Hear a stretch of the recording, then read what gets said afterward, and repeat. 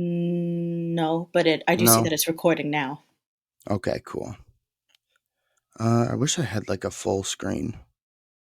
I know, right? But it's okay. I do. Cool. Oh. All right. Well, okay. Welcome to the podcast, everyone who's not listening. It's our first ever episode. And in this podcast, we're going to talk about things that we find interesting, think are cool. We're going to share it with each other. My name is Christian. And I'm I'm here with my cousin, Christy. Whoa. Hey. So before we get started, with our topics that we're going to talk about and share with each other, let's go ahead and do the word of the day. Do you have any guesses on what it might be? Yeah, No, you'd have to give me a let me, hint. let me tell you what the word is and then you can guess the meaning. Okay. Okay, the word is welkin. Welkin. Mm-hmm. Hmm. I don't know what that means off the top of my head. It's giving me some Harkin vibes, like hear ye kind of thing. I don't think that's I what it get means that. though. Hold on, what is this? Little, do you see our waveforms below the video? Sort of, yeah. Okay, do you Yes, I see do. like it says my name and your name and like a Well, I little. see just my name. Okay. Do you have a minus symbol next to your thing? Yes. Okay, I wonder what that means. Yeah. It says warning. Warning, the pending recording must to be successfully created and saved to the database. That's a critical check. Warning, this recommended minimum memory is 8 gigabytes. I don't know what that means. Do we not have enough memory? I don't know. Do Let's I not just have do enough it. memory? Okay. I might not either. But okay, let's go back to the word of the day. Welkin. What do you think it means? Ah, my best guess is welcome. I don't know. Welcome. I don't know. Maybe It's welcome to your kin. Welcome, kin. welcome. All right. It is the sky. What? The sky? Yeah. Yeah. Example of welkin used in a sentence.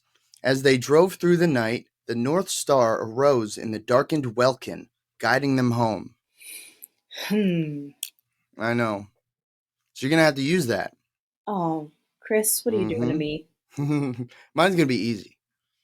All right. I'll just make something up. Do it. Yeah, you have to. I mean, I mean, yes, I have to, but you've given me a hard one. how does that sound on the mic? Some ASMR there, Chris. Probably That's pretty fucking great. awesome. Thank you. Also, the warning is because my computer doesn't have enough RAM to store this thing. Okay. I probably don't either. It will probably save to I don't know. We'll see. We'll see. Well, Okay. this is our first time. Yeah. I'm not going to be hurt if it like gets fucked up. Yes. But yeah. Okay, Christy. So what do you want to tell me about today? Okay, so since we're starting a new podcast, I thought it would Hmm. be fun to talk about the origin of hobbies and what hobbies are. Okay. Sounds Because, interesting. yes, it is interesting. The more you look into it, the more you're like, whoa, because hobbies actually were obviously not around for all of human history, because for a lot of the time, humans didn't have leisure time to do Or hobbies. or like rights or anything. Yes, or rights or anything. So, The past was awful. I agree, a lot of things were awful. Hmm. A But lot of things are awful in general, that's but it was true. definitely worse back in the day. It was, but it's better because we have leisure time to do the things that we like now, which I thought Hell was really yeah. interesting. Um, so I looked into it, and of course I started on Wikipedia because that is the best place to find knowledge. It is a great place to start. I don't appreciate the Wikipedia hate. Neither do I. Um, but I looked in that little references section at the very bottom of every Wikipedia page, found some really cool things. And first of all, Christian, I have a question for you. Okay. Where do you think the word hobby came from? Hobby. Hmm. Hobby. It's probably a shortened form of some of what maybe the original hobby. Maybe it's short for like hobnobbing. I don't know. You're actually kind of on the right track. So, Mm. in the 16th century, hobby referred to a small horse or a pony. And from that, we get a hobby horse, which was a toy horse that a child could sit on to play with. Oh. And from there, Um, what's up, Mom? Yeah. Silly. I did say that. She's funny. You were saying a hobby is like a small toy horse? it was a small toy horse. It was a hobby horse, Mm. right? And then from there, it almost became pejorative. So people were kind of using it to make fun of people because a hobby was seen as like, oh, it's a childish thing. Like, why do you have a hobby? Oh. You're being like a child. Juvenile. Hmm. But over time, it evolved into a word that is associated with our common usage today. So, like a leisure time activity that you do for fun and enjoyment, Cool. which is, I don't know, I just thought that was fun. Toy horse. Yeah, I started off with a Because I hobby guess horse. if it's smaller, it's less work. But I don't believe that. I believe a small horse is still a hassle. Yeah, they probably are.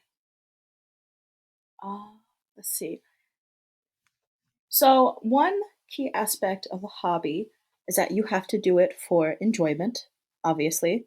Okay. But there are, strangely, there's like a debate among, I guess, people who write about hobbies about what a hobby is. Hobby So, bloggers. not like actual scholars who write about the history of Hmm. leisure time activities, I suppose. But a lot of people say that a hobby has to be associated with making or achieving something, which means reading or watching TV or doing something passive doesn't count as a hobby for some of these people Boo. because, yeah, you're not making something. So that's something that's. So you're telling me that all the trouble I used to get in for all the TV I would watch, wake up in the middle of the night just to go watch TV when I was a little kid, you're telling me that scholars are now saying that that's okay? Well, some of them are saying that it's not okay because it's not even a hobby. Like you don't even have that basic definition coming with you. But there are other people that are saying that if you enjoy doing something, it is a hobby. And this kind of ties into this idea that I came across in this book by Rachel P. Maines called Hedonizing Technologies, Hedonizing technologies. right? What a great Okay. phrase. Um, Yeah. And this woman writes about the history of hobbies and leisure time activities, and specifically how interesting it is that people have taken like jobs and technologies and somehow turned all of them to something we do for fun. So even if it's strenuous or requires a lot of labor, or if it's actually really inconvenient, we take that and we turn it into something we do to enjoy the Hmm. process of doing it, Wow. which is, I think, So, super cool. yeah, very cool. So this is kind of like the beginning of fun It in a way, almost. Like yes. in modern America, we have so many things to fill our time. Hmm. You just don't realize, like, if you go just back a couple like decades or so, it gets way more boring.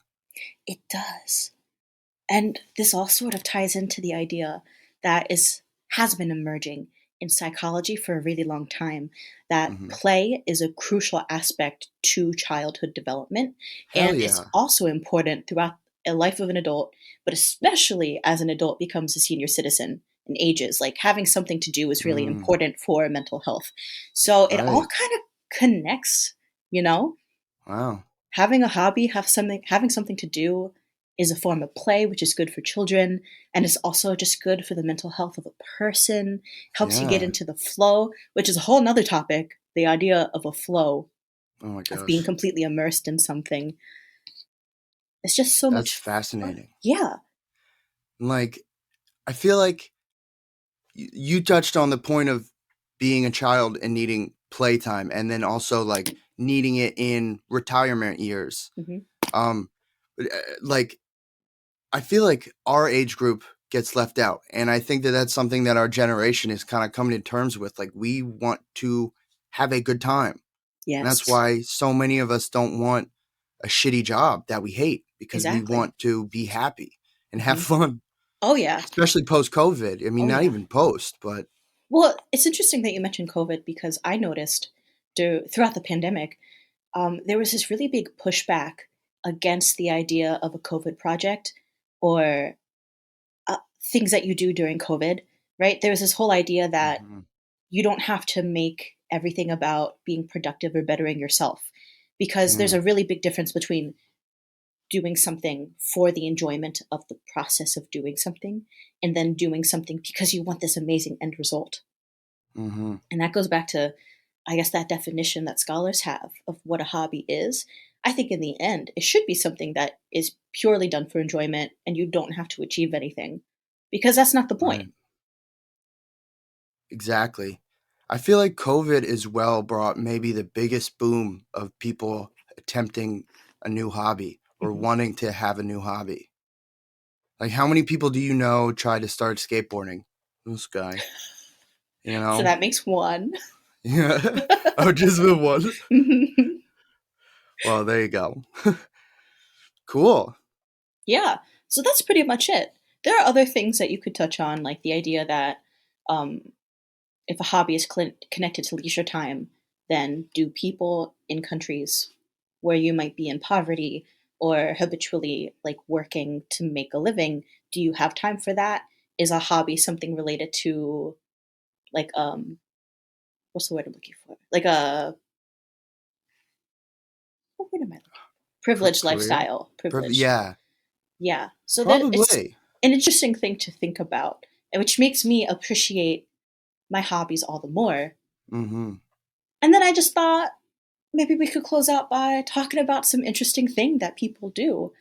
Like Christian, you've told me before that there are people who basically get together and solve crimes in their spare time. Yeah, that's something That that we'll talk about at some point. Literally, like, retired detectives from all over the world, what a and, cool like thing. I know. It's awesome, and they just, like, have meetings, and they talk about, like, advances in forensic sciences and, like, have it's just badass. Yeah. Like what a great pastime, you know? Mhm. I almost wonder if, like, being privileged means that well, I mean, obviously, it does mean that you have more access to hobbies, but, like, do people who aren't privileged in other parts of the world, do they have hobbies too, Yeah, I'm anyway? sure they Because do. it's a very human thing to to to search for something to fill your time. Yes. And So I I don't wonder want this to how be like that a whole I feel like while we're talking about this, I'm getting mm, vibes of that "Do They Know It's Christmas" song, you know? A whole bunch of people I don't getting know that together and song. being, "Oh, you don't know that song? Mm-mm.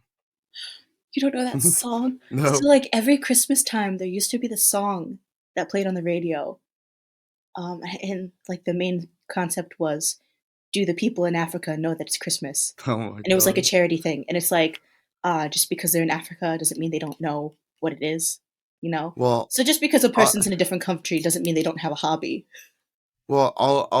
I'll answer that question by asking another question. Okay. Have they been naughty or nice? Because if they've been naughty consistently over a long period of time, Santa's probably not coming, That's you true. know? They I probably don't always know it's felt like that Christmas. was maybe racism was how Santa manages to get all the houses in time because he's not going everywhere. That's a terrible, terrible thing. I know. We should cancel Santa. Uh, this is going downhill real He's fast. done. I think it's going uphill. I think we're getting good. I think, Christian, we shouldn't talk about privilege in our first podcast. Okay. Okay. We'll cut that You're part right. out.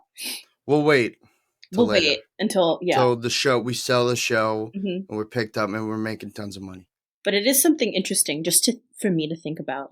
Absolutely. Like over time, are there still places where you don't really get to do so much because you Mm-hmm. don't have free time? You know, it's an interesting thing to think about. It really does make me appreciate more having so much free time and access to the tools I need to like make art or whatever.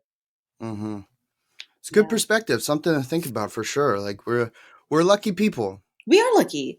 Mm-hmm. And I'm having a fun time every day. This is great. Yeah.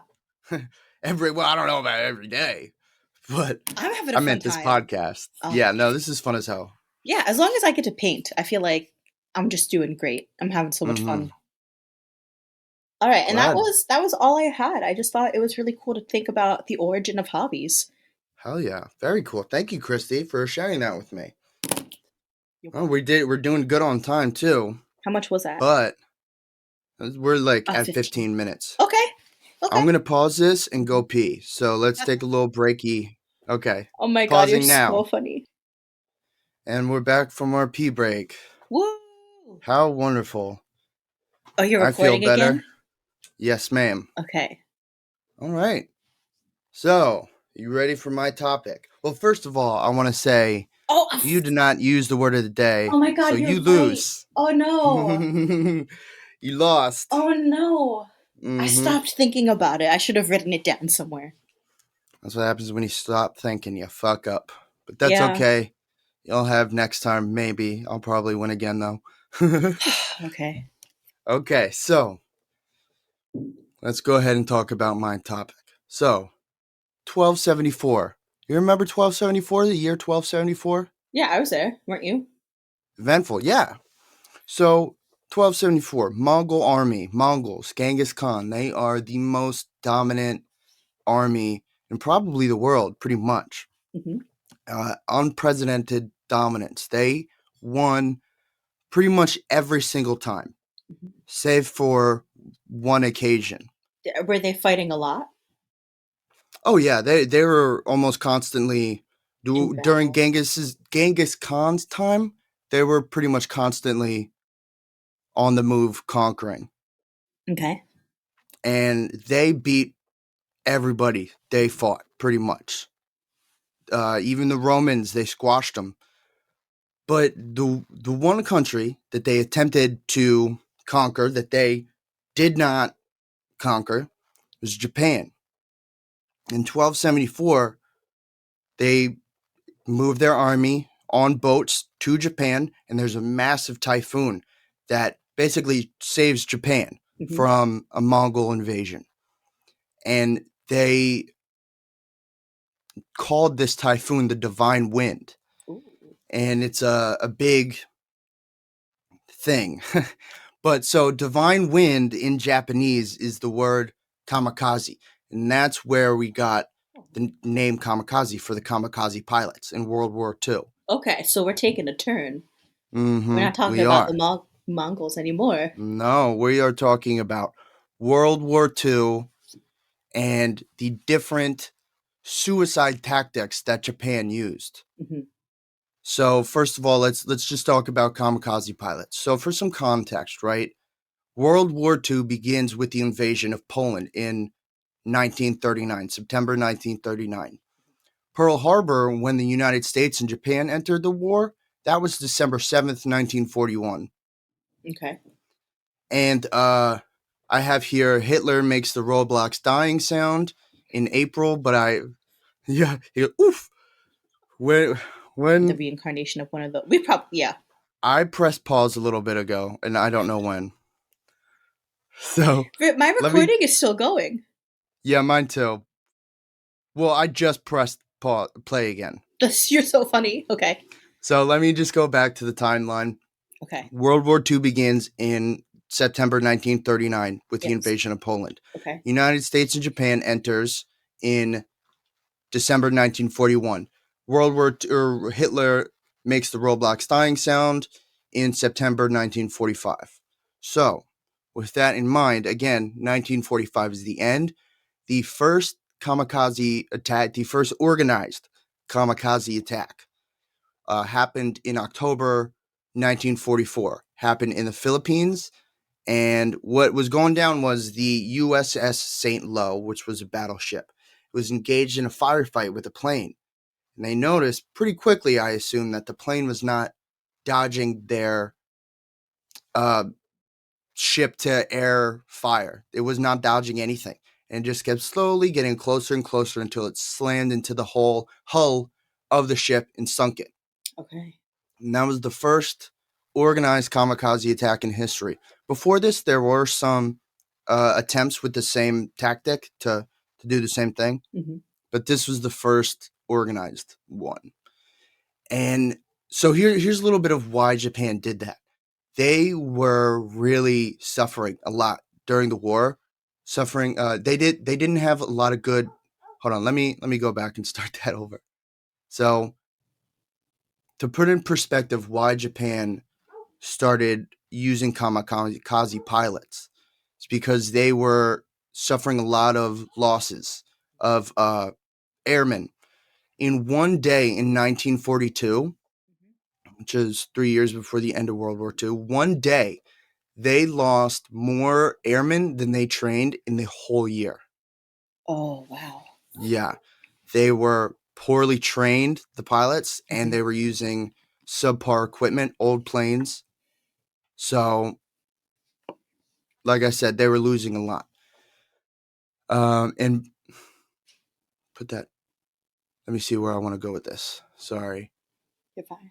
Take your time. Okay, yeah, so that's what led them to want to decide to use kamikaze tactics.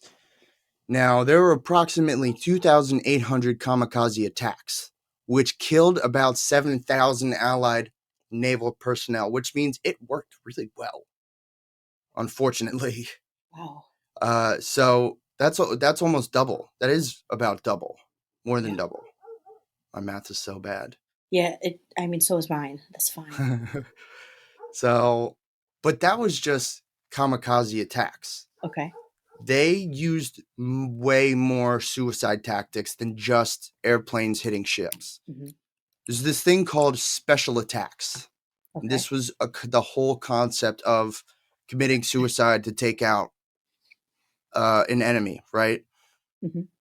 Now, it should be noted that there's not a lot of instances of fresh equipment being used in these tactics, meaning if you're a kamikaze pilot, you're only going to slam into a ship if your plane is damaged beyond repair.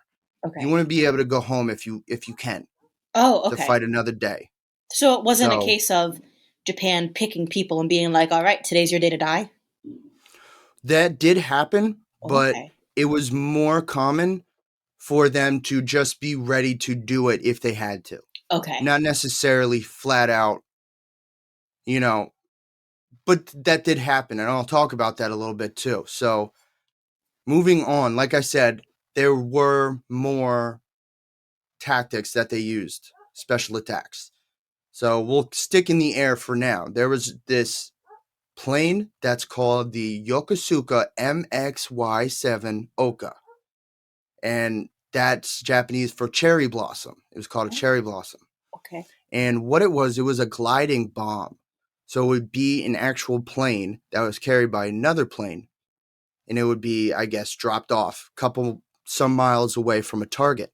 And this plane would glide to the target, and it had a what is it, 1 ton explosive in the nose cone in the tip of this plane. So it would Wow. glide to the target, and then it would activate jets that would Whew. and shoot it into the target. And that's so, like I said, they had um they had people who were trained to do it if only if they couldn't make it home. Mm-hmm. But they also made specific planes to be specifically rammed into ships with explosives. But it was more common for the other Mm-hmm. thing. Like the Yokosuka Oka, I don't think it was really used even. I think it was just planned. Gotcha. But so now let's go to land and talk about the land tactics that were used by the Japanese. So the first one I'm going to talk about is called the Nikaku. So you have any guesses on what this might be? Like as a tactic? Yeah, like what did the Nikaku do? Well, is this a one person or like a It is. okay? It is a one person thing. And it involves some kind of Self-sacrifice, and it's a land-based attack. land-based attack. So, maybe a suicide bomb kind of deal? Absolutely. Well, yeah. Is that Yeah, it? absolutely. You're close. So it was the way the little phrase they had for it was one man, one tank. Oh. Literally, you'd like just run under a tank and blow yourself up. Oh Some my. people just laid under a tank and let it run over them. So that's pretty wild. There That's pretty were, wild. yeah. So to understand how deep this like self-sacrifice thing went in the like culture of Japan at the time, there were even organized like groups of citizens on mainland Japan that would be like prepared to like grab a grenade and a bamboo stick and like commit suicide if the Americans were to invade.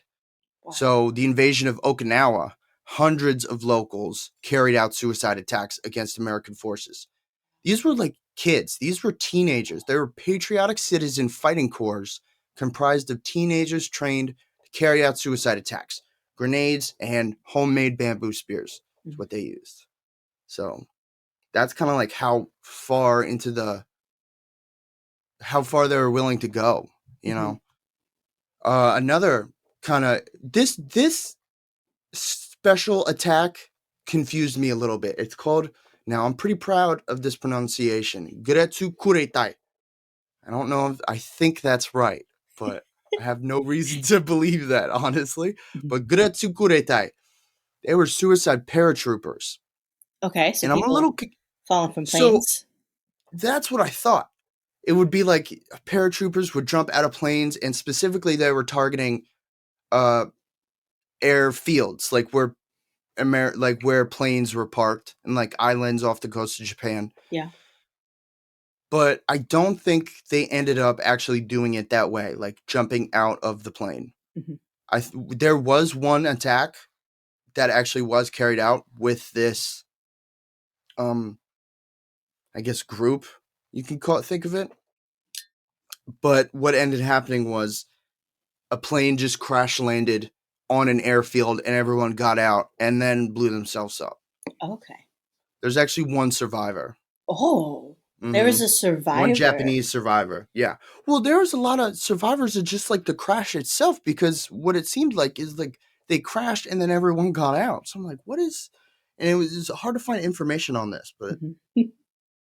yeah, it was very fascinating. I'm like, I feel like maybe they planned to jump out, but then they got there and they're like, I don't really want to do that. Can you just like, just crash it, whatever? Yeah. But that's That's pretty my, intense. Like this whole isn't it? concept of being prepared to lay down your life at any moment.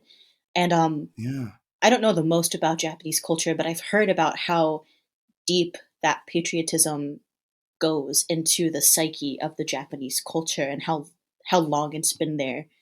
So Hmm. that's pretty wild though, Yeah. especially using teenagers.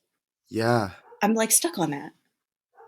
They were told, the Japanese people were told that they were going to get like tortured and R-worded by the Americans, which I'm sure they probably were to some extent, Yeah, but not to the extent that they were told they were going to be. yeah. I mean, war is It's hard, and horrifying. I can see if you don't have a lot of options, how that could be something you do. So, since we're on the topic of it, I'll talk about a little bit of how the kamikaze pilots specifically were chosen. Okay. Because some people think they volunteered, and they sort of did, but these people were manipulated for the most part. Okay. So one of the ways that someone would be chosen as a kamikaze pilot would be they would be asked a one question multiple choice question, and that would be: do you desire, earnestly wish, or do not wish to be involved in kamikaze attacks? So you'd circle wish or do not wish. But the Okay. kicker was you had to sign your name on it. Okay. So there's a lot of pressure there. Oh, because Also, no, if you circle that I don't wish to do this and your name is it's not there, anonymous. okay, then you're kind of being pegged as being, I don't know, A coward. disloyal, coward. Hmm. And Okay. shameful. It's very shameful. From my understanding, in Japanese culture, death is not necessarily like an ending thing. Hmm. You can still affect things well after your death, Hmm. and the spirit world and our world are kind of on the same plane. Hmm. You know, that's my understanding. So it's death is very different to Yes. them. I've heard that the concept of death is pretty different in that Hmm. dying isn't necessarily something to be feared. Hmm. Exactly. Yeah. Very much so. Not like the way we do in Um. American culture where it's like an end, we freak out, etc. Right. So another way that they would pick these pilots is they would give a big old nice patriotic speech to a room full of soldiers, peers, and then they would say, anyone who doesn't want to be a kamikaze, stand up. And so you can imagine how you would just kind of sit there, kind of Yeah. just go with the flow. I mean, like I said before, there was a lot of pressure on Japan at the time, not just from cultural aspects that already existed, but they were not doing well. They Yeah. lost more airmen in one day than they did in a whole year. That's crazy. So let's get back to the other special attacks that they used. Let's talk about some water-based attacks. So first of all, we have the kaiten, which means heaven shaker, and these were manned These were literally torpedoes that a guy would climb inside and close the hatch, and then as soon as you close that hatch, you're done Hmm. because it would not open again.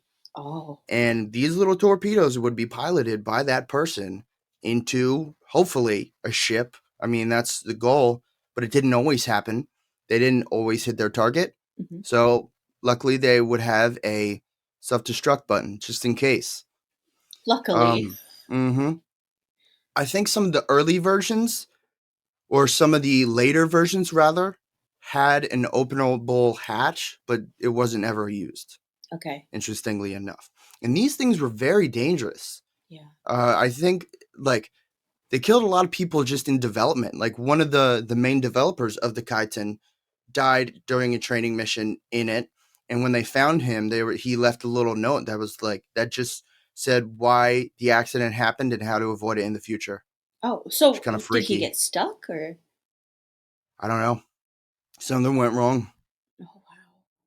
but the Kaiten was one of um, many midget submarines that the Japanese attempted to develop. There were other ones too that were you would sit on top of Hmm. and pilot it, and you can get off. But I don't think a lot of people were able to get off because you would have to aim it, Hmm. like I guess engage whatever thrusters, and then swim off, and that's really hard. Yeah. I'm imagining. I've never done it. So Wow. 187 American lives were lost to the Kaiten compared to 121 Kaiten operators killed.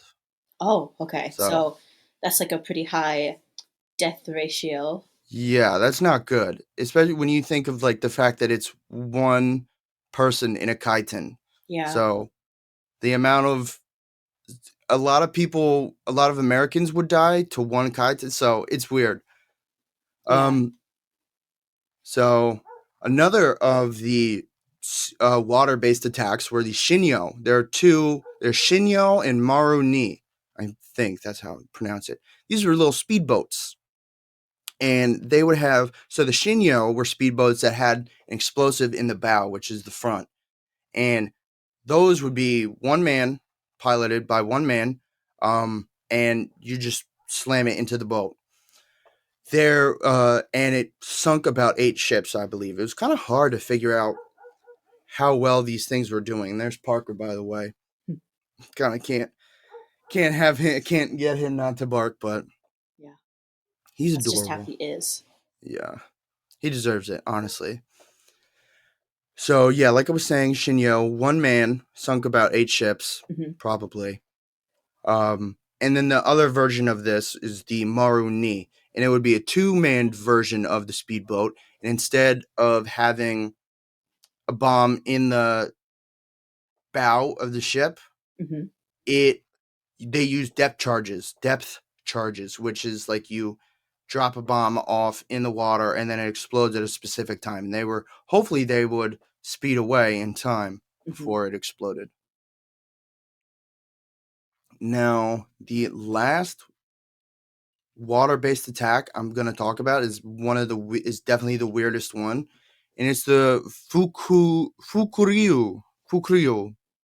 and that means crouching dragons. And they were suicide frogmen, so they were divers, and they would basically live underwater for a period of time. Oh, There were concrete. They made either concrete bunkers that they put underwater, or they just sunk whole ships that they converted like part of it into an underwater living facility and just sunk the ship. wow. Mm-hmm. And it would up to 50 men would live in these things for 10 days Wow. Okay. underwater.